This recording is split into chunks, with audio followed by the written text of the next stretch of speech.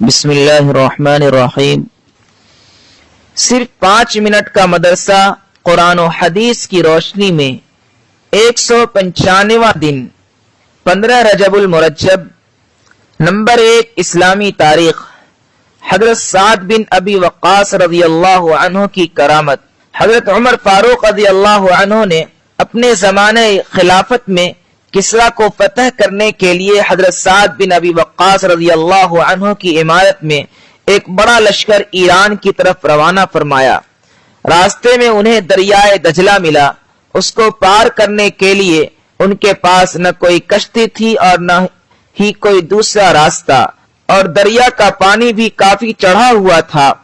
حضرت سعد رضی اللہ عنہ نے لوگوں کو دریا پار کرنے کی دعوت دی۔ اس پر ایک جماعت تیار ہو گئی اور اس نے اپنے گھوڑے دریا میں ڈال دیے۔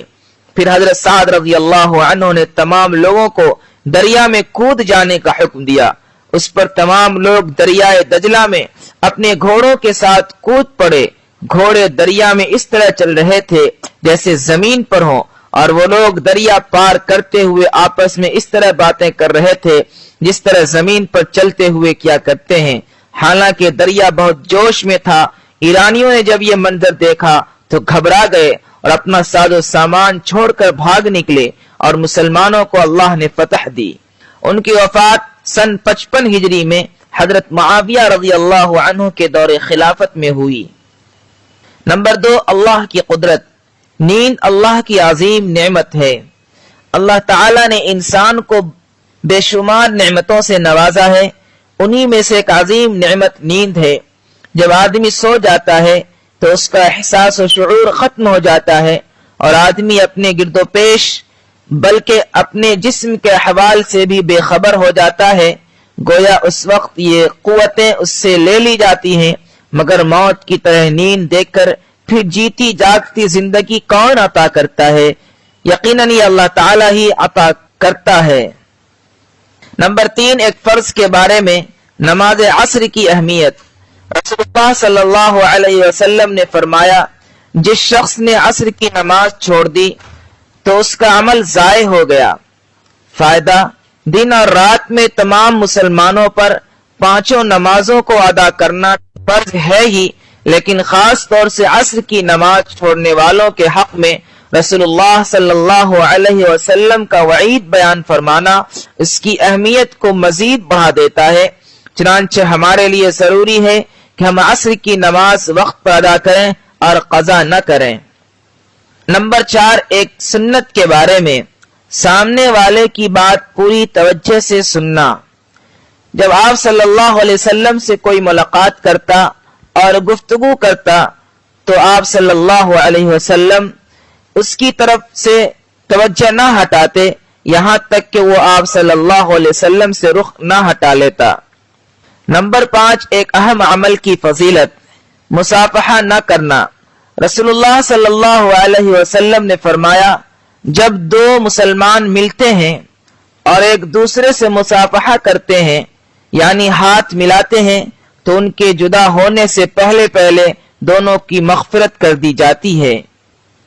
نمبر 6، ایک گناہ کے بارے میں صحابہ کی سیرت کو داغدار بنانا۔ رسول اللہ صلی اللہ علیہ وسلم نے فرمایا، میرے صحابہ کے بارے میں اللہ سے ڈرتے رہنا، میرے بعد ان کو نشانہ مت بنانا۔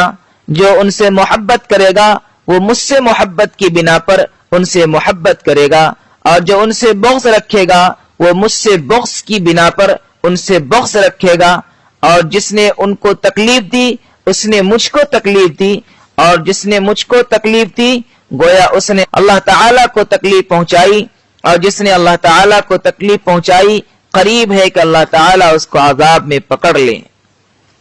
نمبر 7، دنیا کے بارے میں بیجا زینت سے بچنا۔ رسول اللہ صلی اللہ علیہ وسلم نے فرمایا، آدمی کے لیے مناسب نہیں کہ وہ نقش و نگار والے گھر میں داخل ہو۔